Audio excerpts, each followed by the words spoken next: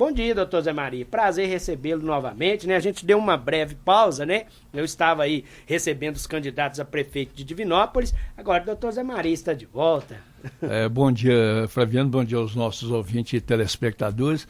Realmente foi uma pausa até interessante. Também fiz uma pausa na minha vida, porque para aguentar essa micharada que está de gente, essa minha exceção, essa tititi não diz nada, ó, tô fora.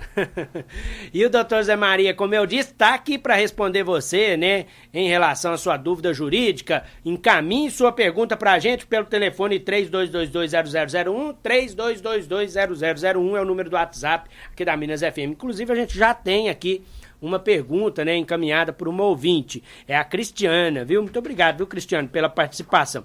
Ela está dizendo aqui o seguinte, doutor Zé Maria.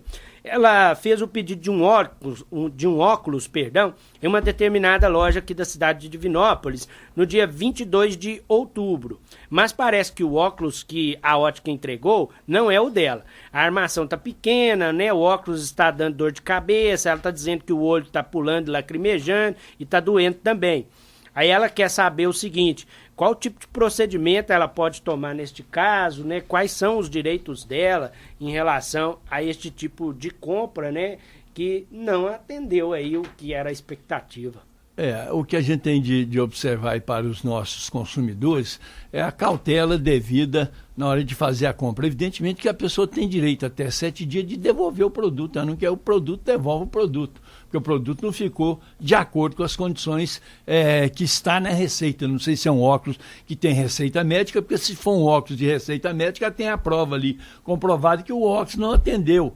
Por quê? Porque a pessoa, quando faz um óculos para a vista, seja ela em qualquer tipo de grau, ela deve levar o oculista dela para ele fazer a verificação se está dentro do padrão e dentro da qualidade que a receita indicou. Caso contrário, se já passou 7 dias, ela tem direito de pedir a devolução aí do que ela comprou ou a troca do produto. É o que ela deve fazer encaminhar lá por escrito um outro pedido dizendo que não está com as normas determinadas, não está de acordo com a receita dela. Caso essa empresa não atenda, ela não tem outro caminho, mas é bom que ela faça essa notificação, faça esse pedido que ela quer devolver, que o produto não está de acordo com as normas e que está dando prejuízo para ela, prejudicando a saúde dela. Caso contrário, ela vai ter de entrar no juizado de especial e chamar essa empresa para ela resolver a situação dela. O caminho que ela tem é esse. Como ela comprou o produto, a empresa tem a obrigação de adequar aquilo que ela precisa. Com certeza. Ela não é obrigada a ficar com produtos. No prazo de 7 dias, a pessoa pode devolver, mesmo que ela não queira, mesmo que esteja dentro da especificação, ela não quer mais, arrependeu. Mas passou esse prazo, tem que ser dentro da especificação. Então, se não está de acordo, ela tem que tomar esse caminho e tomar cuidado, nunca fazer devolução sem um protocolo. Porque quando a gente compra, eles não dão para a gente um pedido lá, você vem aqui tal dia, se você pagou à vista, está ali escrito que está pago. Se você não pagou, você vai pagar no dia de procurar o produto. É assim que deve ser feito. Vamos a mais uma pergunta. O ouvinte quer saber o seguinte, doutor Zé Maria, ele está dizendo que comprou uma máquina de costura pela internet e ela não funcionou, né? A obrigação de arrumar é de quem? Aqui na cidade, ou ela precisa reenviar o produto para a empresa onde comprou? Como que funciona nesse caso? Eu vou dar um exemplo próprio meu de uma compra pela internet. A primeira vez que eu fiz o produto também não funcionou.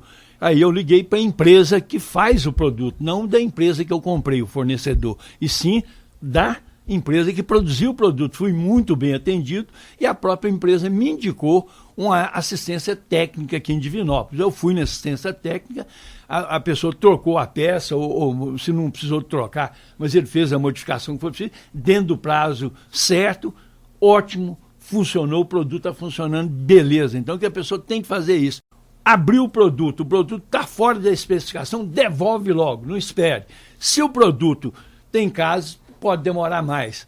E se o produto vai colocar para funcionamento, não funcionou adequadamente, o que ela deve procurar. Hoje tem o endereço, tem telefone, tem internet, entra em contato com a empresa. Se for uma empresa idônea, ela vai te dar retorno, porque às vezes a maioria das empresas tem até ouvidoria para escutar a reclamação do produto e o fornecedor tem esse direito. Aí ela deve procurar saber aonde tem assistência técnica. Se tiver aqui, a grande vantagem é quando você tem assistência técnica na própria cidade, você comprou o produto. Pior é quando você compra e não existe assistência ou está em outro município. Essa é uma grande dificuldade que a pessoa vai ter. Mas ela tem direito do conselho desse produto ou até, se for o caso, de um novo produto que ela pode, no prazo de 90 dias, remeter esse produto para a empresa. Dizendo, ele não está funcionando bem, eu estou devolvendo, quero um novo produto.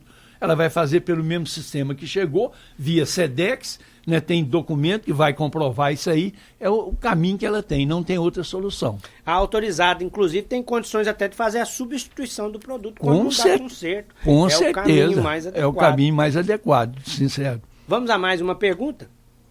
Doutor, bom dia. Eu gostaria de perguntar, quando uma pessoa tem uma dívida com uma pessoa e essa pessoa que a gente tem a dívida com ela faleceu, a gente é obrigado a pagar a dívida para os parentes?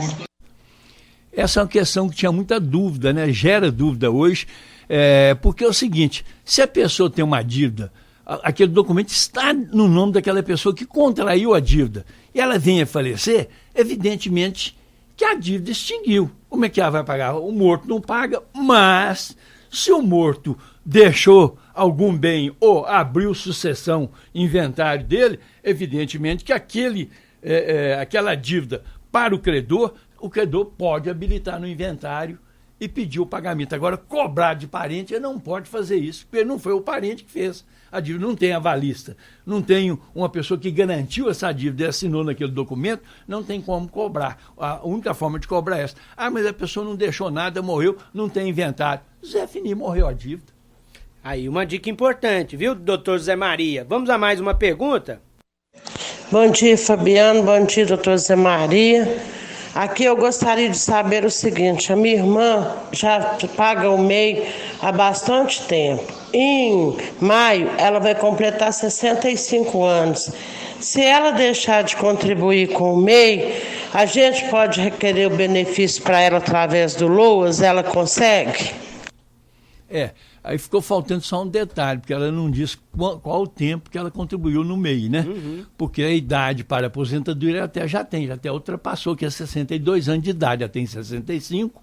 Agora não sei se a contribuição do tempo é suficiente, que teria sido no mínimo de 15 anos. Aí sim ela pode pedir aposentadoria. Caso ela começou a pagar recente, ainda falta muito tempo, a questão do LOAS, ela pode até tentar, mas o LOAS tem aquela situação da renda mínima, né? Pega-se a renda da família e divide aí por 3. Se tiver acima desse 1/3 aí, evidentemente, ela não vai conseguir, porque a Previdência vai negar. Mas, se tiver perto, ou se houve a negativa, mas ela tem necessidade, porque ela está em situação de risco ou de necessidade premente, ela pode negar do benefício, ela pode entrar até na justiça, se ela tiver uma boa prova, uma boa justificativa perante o juiz, para que ela possa adquirir esse benefício. Deve-se tentar. A pessoa não pode deixar ficar como está. Se ela tem necessidade, procurar os caminhos que restam aí, e né, a tentativa é um direito de todos. Negou. Tem a justiça ainda para discutir se há uma prova boa ou se as condições do pedido enaltece aquela figura lá do LOAS, aquele pedido que exige do LOAS, porque o LOAS não é um benefício que é obrigatório para todo mundo de idade avançada. Sim, as condições e renda mínima. Vamos a mais uma pergunta, Ian? Bom dia, é Douglas Alto das Oliveiras. Uma pergunta para o Dr. José Maria. Eu tenho um processo de revisão de contrato contra uma financeira e ele já foi julgado parcialmente procedente e ele foi já até baixado, né, já deu baixa definitiva em maio desse ano de 2020. E até hoje, assim, não saiu nada. O advogado que está olhando para mim, no caso, fala que agora tem que aguardar o processo eletrônico. Como que eu procedo para saber o valor que eu vou ter direito nesse julgado procedente? Bom dia, um abraço. Muito obrigado, viu, Douglas, pela participação. Um abraço para você, viu? Doutor Zé Maria, fica à vontade. É um caso concreto, eu vou responder de acordo com o que ele perguntou, porque eu não estou vendo o processo, mas pelo que ele disse, se o processo houve julgamento e houve parcialmente, quer dizer, ele ganhou parte e decaiu de parte. E essa parte que ele ganhou já transcorreu o prazo de transitar em julgado porque não tem recurso. Tanto é que deve estar arquivado. Dependendo de quê? Do advogado ou da parte que ganhou em parte, requerer ao juiz aquilo que ele ganhou.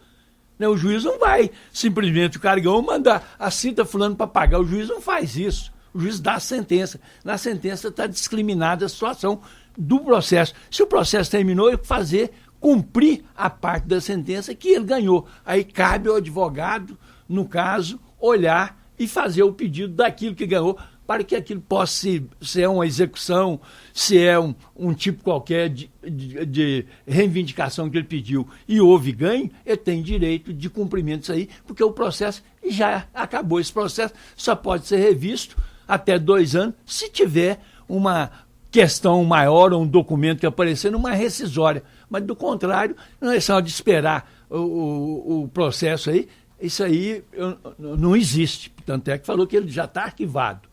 Então a iniciativa tem que ser do advogado de fazer da parte que ganhou parte aí, no caso, ele ganhou alguma parte nesse processo, é ir no advogado dele e dizer, eu quero o cumprimento dessa parte, eu não tenho que esperar o processo eletrônico, não, porque o processo me parece, porque ele falou, estou respondendo de acordo com ele falou, deve ser processo físico. Se é físico, ao cumprimento do processo físico, né? Agora, esperar isso aí, não entendo.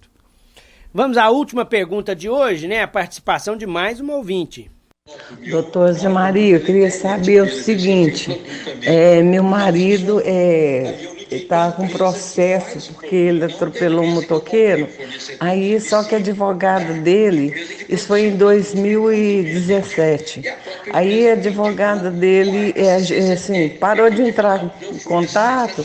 E minha filha ligou para ela não conseguiu, aí depois foi lá e conseguiu falar com ela.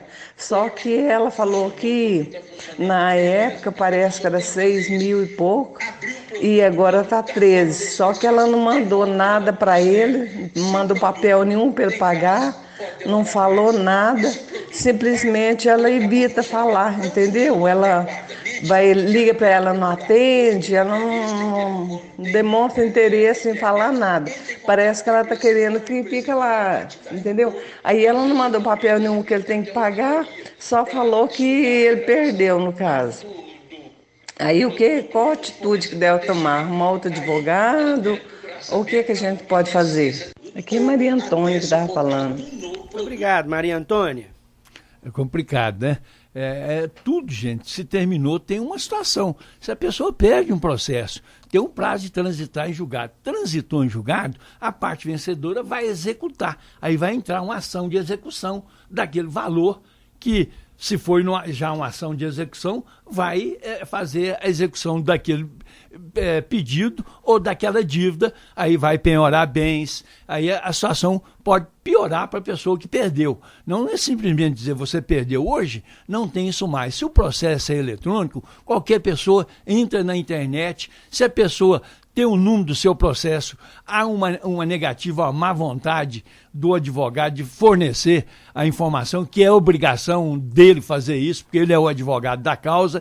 O que a pessoa deve fazer? Ela deve se dirigir à justiça, na vara que esse processo correu, e pedir informação. Lá, ela, como parte, ela pode tirar até cópia do processo, porque ela é parte no processo. Ela pode fazer isso, independente do advogado querer ou não, depende dela. Agora, eu sinto muito que o advogado haja dessa natureza, porque a obrigação nossa de advogado é com a ética. Nós temos que atender o cliente, mesmo que a gente perca a ação, você tem que dizer para o cliente, perdi, agora o caminho é esse, você quer recorrer? Não quero. Já transitou o julgado, não pode recorrer. Então agora é pagar, o seu débito é esse, porque está lá. Fácil saber. A sentença, tem que saber se é uma sentença terminativa, tem lá o que foi determinado a ser pago. Aí sim, vai para o contador vai fazer o levantamento do débito. Depois do levantamento do débito, vai executar esse débito, fazer um arresto, uma penhora na conta da pessoa de dinheiro. Então é uma situação que fica às vezes até difícil, mas há solução. Caso não consiga a informação correta, vá na OAB e faça a denúncia. A OAB está aí para fiscalizar corretamente aqueles advogados que não agem de acordo com a norma e de acordo com a ética jurídica. E essa dívida subiu muito, né? De 6 para 13 mil, que aumento é esse, mais mas de 100%. Pode subir, porque às vezes essa execução já ocorreu há muito tempo, já foi... na hora que faz a execução, o cálculo do processo, você tem que pagar a sucumbência, você tem que pagar juros, a multa, você tem que pagar o valor corrigido, custas judiciais, então pode chegar a esse valor mesmo. Doutor Zé Maria, muito obrigado pela participação, muito obrigado a todos os ouvintes da Minas FM, né, que encaminharam pra gente aí seus questionamentos, viu? Muito obrigado pela presença. Eu que agradeço, Fabiano, a todos os nossos telespectadores e ouvintes que ajudam a gente a fazer esse programa e quero desejar a todos um bom fim de semana e que todo mundo, domingo, vote certo e vote consciente.